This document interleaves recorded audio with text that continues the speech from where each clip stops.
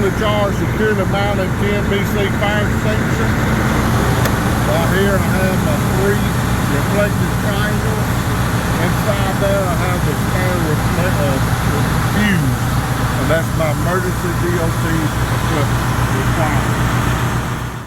So the first thing I'm going to do when I enter the cab, I'm going to just close your door. I'm going to adjust my seat and my mirrors. My mirrors not cracked, bent, or broken, securely mounted by bolts. They're clean and they're adjusted to me. My seat belt is not cut, frayed, or torn. It's securely mounted at the top and the bottom by bolts. It adjusts and latches properly. I'm going to do everything I can do without the engine being off or on. So the first thing I'm going to do, my dome light is operating like it ought to. My windshield and windows is not cracked, bent, or broken. I see no illegal stickers or obstructions, and they are clean. My windshield wipers, I have 2 of them. They're not cracked, bent, or broken, securely mounted by bolts. My windshield wiper blades, I have 2 of them. They're not cut, frayed, or torn. They're making adequate contact to the windshield. My steering wheel is not cracked, bent, or broken. I have no more than 2 inches or 10 degrees of free play on a 20-inch wheel. My foot pedals and my gear shifter, I see no debris or obstructions wrapped around them, and they're operating freely. Okay, and that's open door. My city horn and my air horn is functioning correctly, and really that's about all I can do without cutting on the electrical power. Keep in mind I'm just cutting on the power, I'm not cranking the truck. My ABS light and my low air pressure light and low air pressure alarm on the tractor and the trailer came on and went off, indicating that system is functioning properly. My left, my right, my 4-way flasher indicators are all functioning properly. Cut my lights on, my dashboard illumination is functioning properly, and my high beam indicator is functioning properly. My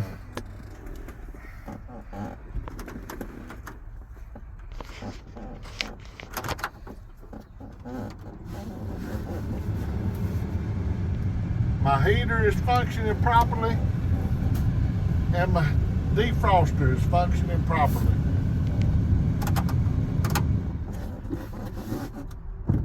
My windshield wipers are functioning properly, and my windshield washers might need some more fluid, but it's functioning properly.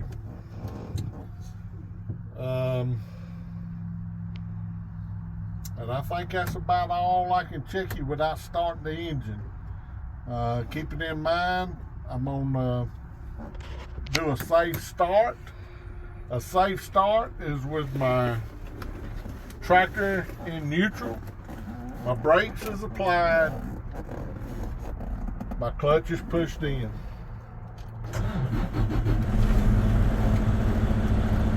I will tell you, as I let off the clutch slowly, I hear no unusual noises.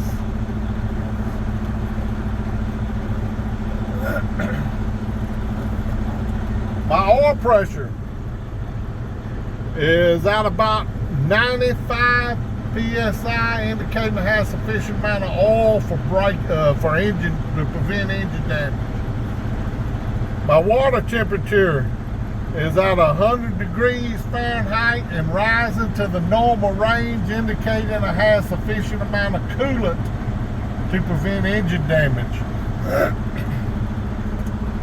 My voltage meter is reading 14.3 volts, indicating that my alternator is charging the battery. My DEF light has got 3 bars indicating that I have sufficient amount of DEF to prevent any engine problems. My air pressure gauges, I'm at the governor cutout of 125, indicating I have sufficient amount of air for braking. Now I'm going to do my brake test.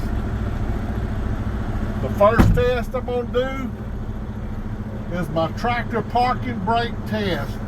I'm going to release my trailer brakes. I'm going to put it in first gear, and I will not take it out of gear for the remaining of this test. I'm going to gently tug against the parking brakes. So I'm going to do this now. I'm in first gear.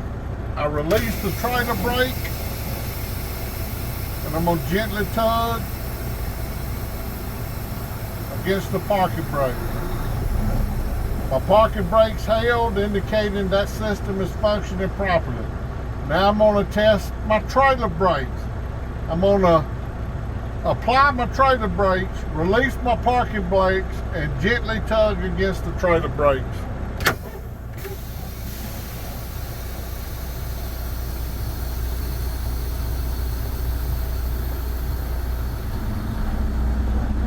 My trailer brakes held, indicating that system is functioning properly.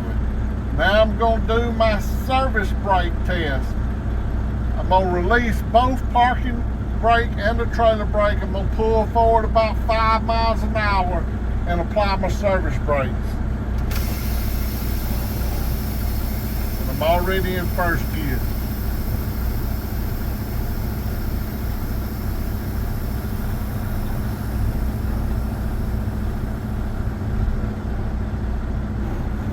Apply my service brakes. I tell you that my tractor did not pull to the left or to the right, and my brake pedal did not fade or feel spongy. Alright, now I'm going to do my leaks, alarms, and buttons test. I'm going to cut the tractor. Well, first of all, I got to let my pressure build back up to the governor cutout of 125 psi. So I'm going to let it build back up.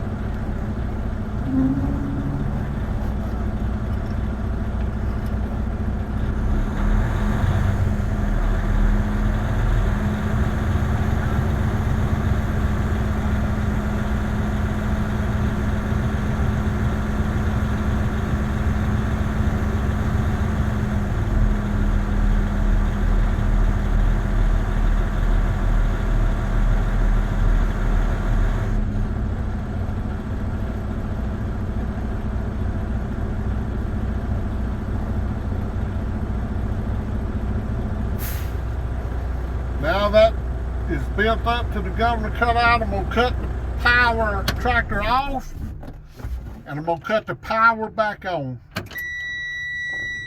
The first test I'm going to do is my leaks test. For my leaks test, I'm going to hold my brake pedal for 1 minute, and I should not lose more than 4 psi. Mr. Examiner, will you time me? And he'll say yes. And then he's going to say, for the purpose of this test, we'll say that's been a minute. I'm going to say I did not lose more than 4 psi. My next test I'm going to do is my alarms test. I'm going to fan my brakes, and somewhere around 60 psi, my low air pressure warning light and my low air pressure alarm should come on and stay on.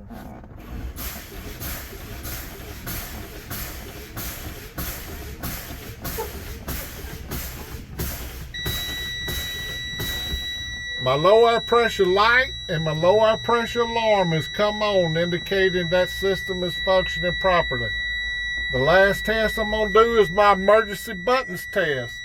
I'm going to continue to fan the brakes, and somewhere around 25 to 40 psi, my emergency button should pop out.